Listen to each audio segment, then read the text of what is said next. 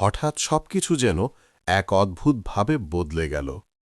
এক মুহূর্তে army officer বুঝতে পারলেন তিনি হাঁটতে হাঁটতে পৌঁছে গেছেন এক বিশাল বাঁশের বাগানের ভেতরে। চারিদিকে ঘন বাঁশঝাড়, উঁচু উঁচু বাঁশ আকাশ ঢেকে রেখেছে। চারপাশে অন্ধকার, বাতাসে বাঁশপাতার খসখস শব্দ ভেসে আসছে। তিনি যত দিকেই যেতে চান প্রতিটি রাস্তা বাঁশের দেয়ালে আটকে যাচ্ছে। মনে হচ্ছিল তিনি এক গোলক ধাঁধায় আটকা পড়েছেন, যেখান থেকে বের হওয়ার কোনো পথ নেই।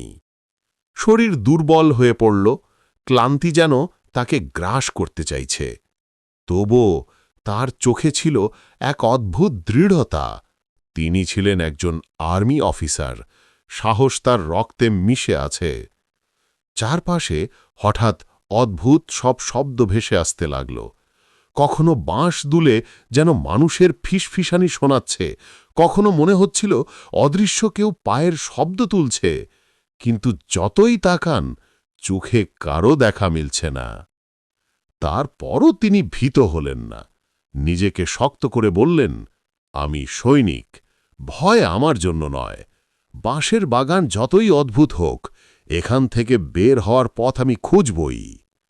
অদৃশ্য আতঙ্কে শরীর ভেঙে গেলেও তার সাহস আর বুদ্ধি তাকে ভেঙে পড়তে দিল না। তিনি দৃঢ়চেতা হয়ে দাঁড়িয়ে রইলেন, সামনে কি অপেক্ষা করছে তা জানার জন্য প্রস্তুত। কিন্তু এরপর কি ঘটবে? এই রহস্যময় বাঁশের বাগান কি তাকে মুক্তি দেবে, নাকি অন্ধকার তাকে আরও গভীরে টেনে নেবে? পার্ট 3 দেখার জন্য লাইক দিন, সাবস্ক্রাইব করুন এবং আমাদের সাথেই থাকুন। আল্লাহ হাফেজ।